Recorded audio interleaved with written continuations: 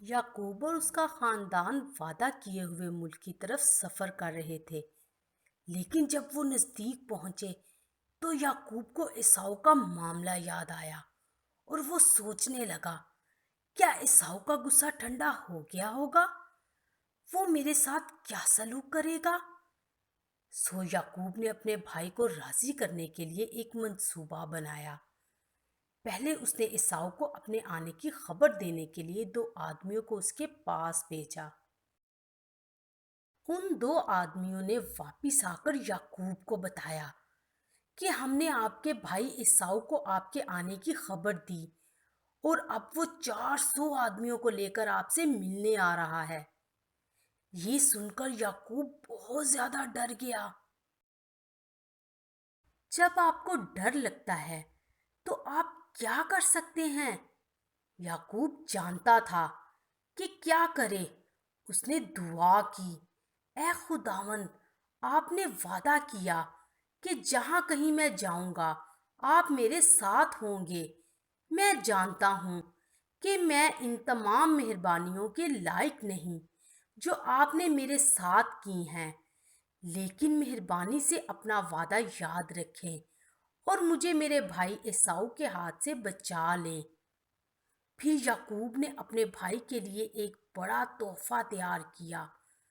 उसने बहुत सारे जानवरों को मुख्तलिफ ग्रोहों में तकसीम किया। उसने भेड़ बकरियों, ऊँटों, बैलों और गधों के ग्रोहों को फर्क फर्क नौकरों के स्पुर्द किया। उनको वक्फे वक्फे पर याकूब के आगे जाना था। नौकरों को भेजने से पहले याकूब ने उनको समझाया, रास्ते में जब तुम्हें मेरा भाई एसाऊ मिले तो वो जरूर पूछेगा कि तुम किसके नौकर हो और कहाँ जा रहे हो, ये किसके जानवर हैं? तो फिर तुम्हें कहना है कि ये आपके बंदे याकूब की तरफ से आपके लिए तोहफा है। वो हमारे पीछे आ रहा है।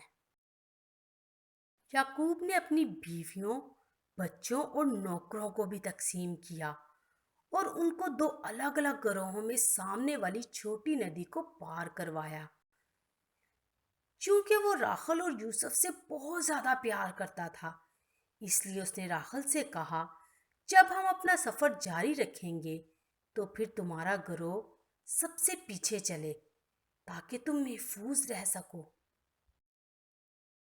उसी रात याकूब अकेला रहा।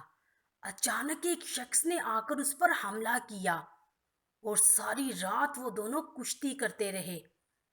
उस शख्स ने याकूब से पूछा, तेरा नाम क्या है? उसने जवाब दिया, याकूब। फिर उस शख्स ने कहा, अब से तेरा नाम याकूब नहीं बल्कि इसराइल होगा, क्योंकि तूने खुदा और आदमियों के साथ जोर आजमाई की और जीत गया। फिर याकूब को मालूम हुआ कि ये खुदावंद खुद हैं जो उससे मिलने आए, इसलिए उसने उस जगह का नाम फिनिएल रखा। अगली सुबह एसाऊ और उसके 400 आदमी वहां पहुंच गए। याकूब बड़े अदब से 7 बार अपने भाई के सामने झुका ताकि उस पर एसाऊ की करम की नजर हो। लेकिन अपने भाई को दोबारा देखकर एसाऊ बहुत खुश हुआ। उसने याकूब को गले लगाया और उसे चूमा। फिर याकूब ने उसको अपने खानदान से मिलवाया। एसाऊ ने पूछा, ये बताएं कि वो सारे जानवर जो हमें रास्ते में मिले वो किस काम के हैं? आपने क्यों भेजे? याकूब ने समझाया, ये तो आपके लिए एक तोहफा है। एसाऊ ने कहा, लेकिन मैं पहले से बहुत मालदार बन चुका हूं, मेरे पास बहुत कुछ है। याकूब ने कहा, मेहरबानी से इस तोहफे को कबूल करें, क्योंकि जो कुछ मुझे चाहिए ये सब कुछ मेरे पास है। याकूब की ये बात बहुत खास है। इसका मतलब है कि वो सीख चुका था कि दौलतमंद और मालदार होना ही सब कुछ नहीं। सिर्फ जब आप खुदावंद को जानते हैं तो फिर आप ये कह सकते हैं कि जो कुछ मुझे चाहिए सब कुछ मेरे पास है। एसाऊ याकूब के साथ आगे सफर करना चाहता था, लेकिन याकूब ने कहा, नहीं भाई, हम आपके पीछे पीछे चलेंगे। हमारे साथ छोटे बच्चे और जानवर होने की वजह से हम बहुत आहिस्ता चल सकते हैं। जब याकूब ने आगे सफर किया और किसी और जगह में अपना खैमा लगाया, तो खुदावन ने उसे एक खास बात की याद दिलाई। याकूब, क्या तुझे वो वादा याद है जो तूने मेरे साथ किया? तू बैतएल वापस जाकर मेरे लिए एक कुर्बान गाह बना।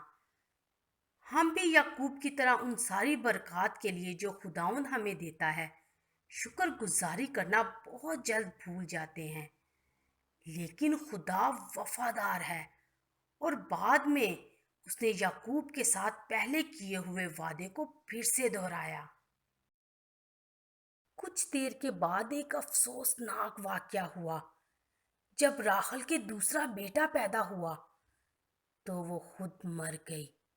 याकूब ने अपने उस बेटे का नाम बिन्यामीन रखा। इसके बाद याकूब और एसाऊ का बाप इसहाक भी मर गया और उसके दोनों बेटों ने उसे दफनाया। जब आपका कोई अजीज मर जाता है या आप खुद मरने के बारे में सोचते हैं तो शायद आप बहुत खौफजदा हो जाते हैं।